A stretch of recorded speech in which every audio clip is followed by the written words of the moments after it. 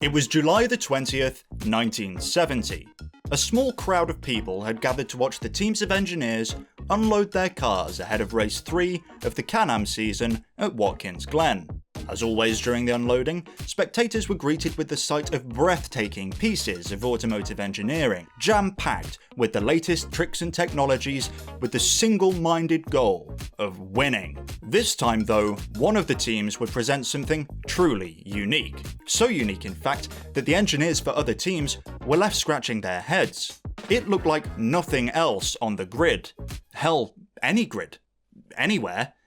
Ever. The cars preparing to race that weekend all shared similar design attributes. The dominance of the wedge-like but handsome McLaren M8B for the preceding 3 years had ushered in a convergence amongst most of the runners, even including the Porsche 917K, which looked to be threatening McLaren's throne. But not at Chaparral. What they had brought to Watkins Glen bore more resemblance to a washing machine. That is, of course, if your washing machine boasts...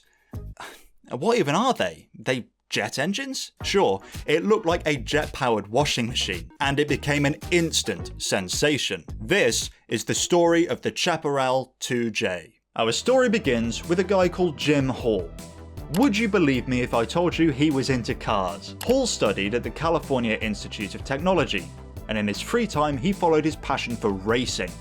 He began to race in local sports events, later joining his brother Dick at Carroll Shelby Sports Cars in Dallas. After he failed to get a job he was promised at General Motors due to a recession in the United States in the 1950s.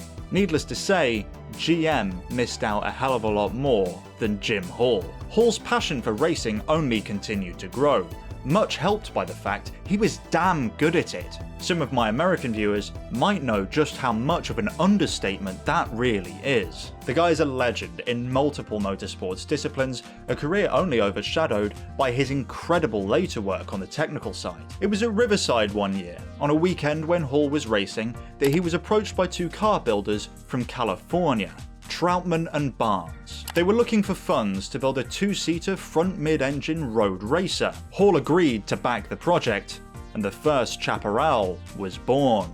The Chaparral 1 saw some impressive initial success, winning the Road America 500 amongst other races.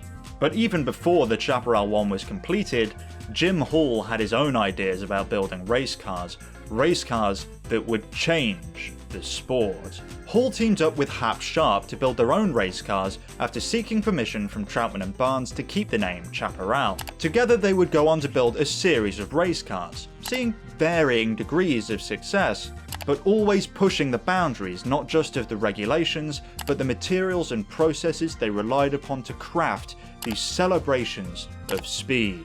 So driven by pushing the boundaries was Hall that he is credited with giving motorsport some of its most fundamental technologies, including but not limited to composite monocoque chassis design, side-mounted radiators, semi-automatic transmissions, and movable aerodynamic devices. Very few people, perhaps even none at all, had as big an impact on motorsport in the late 20th century than Jim Hall.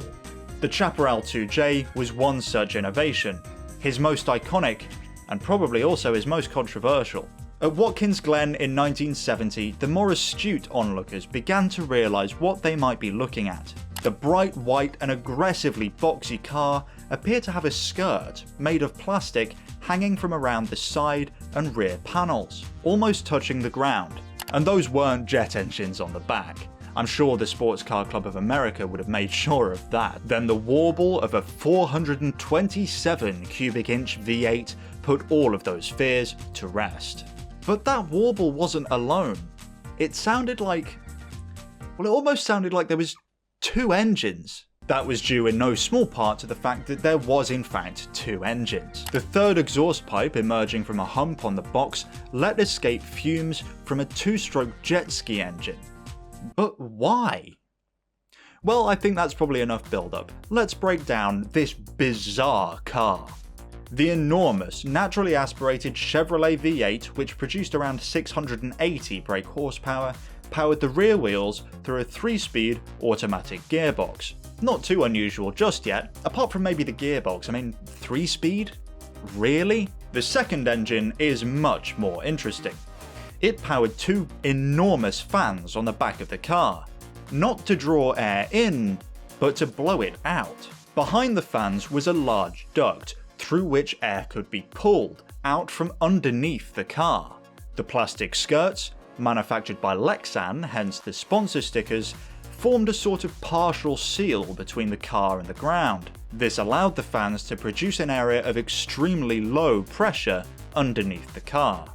This sucked the car to the ground, creating enormous downforce even when the car was completely stationary. As clever as this innovation was on paper, it did come with some problems. Up first was the problem of making sure that the vacuum seal wasn't broken. The fans can only move so much air, making it imperative to restrict airflow into the low pressure zone under the car. But that's what the skirts were for, right? Well, yes, but what happens when a car goes round a corner? It experiences some degree of body roll. This threatens to lift the skirt away from the track's surface, which would result in a sudden and probably pretty dangerous reduction in downforce. Hall came up with a genius solution to this problem. The skirt rails, the bits that the skirts attach to, were mounted to the suspension setup in such a way that they were effectively unsprung, meaning the car effectively moved around them the same way it moved around the wheels. This did an incredible job of maximizing the consistency in the distance between the skirt and the track. A second problem you might have actually considered is weight. How on earth does a car with two engines stand a chance of being competitive? Well, the body was made of glass fiber reinforced resin, or just fiberglass, you know, like little boats or whatever. And so remarkably, the whole car weighed just 816 kilograms. So I guess the question now is, was it any good? And the answer to that is, kinda. As with any cutting edge design, there was some teething trouble with the 2J, but on a good day it was extremely fast indeed. In one instance out-qualifying everyone, with a lap time 2 seconds faster than second place. Unfortunately, not many of the days were good. The car was very quick, and unsurprisingly exhibited grip that was simply second to none. But the 2J's problem was never drivability, rather reliability. Having two engines in such close proximity did little to help either of them, and the little two-stroke engine would often succumb to overheating. With the car so fundamentally designed around its active aero, losing it made it completely useless. And unfortunately, the problems just kept coming for Chaparral. The 2J was unpopular amongst rival teams, for multiple reasons actually, but we'll get to that. The other drivers chiefly complained that the 2J would suck up oil and small stones from the track and promptly eject them out the back at speed at whoever was unfortunate enough to be behind it. I'd love to defend the 2J here. I think it's a wonderful car, but this is an undeniable flaw. Ultimately, however, this isn't what did for the 2J. McLaren embarked on a campaign of incessant insistence that the SCCA should ban the Chaparral 2J on the grounds that it could lead to a period of dominance. Ironic, coming from McLaren, who at the time were in their own period of dominance. McLaren argued that the grounds for the ban lay in the rules around movable aerodynamic devices. The SCCA had previously been happy that Chaparral and its 2J met these regulations, but so sick were they of the complaining that they decided to change their mind, and the 2J was made illegal from the end of the 1970 season. Having only competed from the third race onward, and having suffered multiple issues throughout the season in which it did run, it was clear that Chaparral was treating 1970 as somewhat of a trial run. I'm almost certain they were very keen to keep racing. If they had, who knows? Maybe McLaren's fears of a period of dominance would have come true.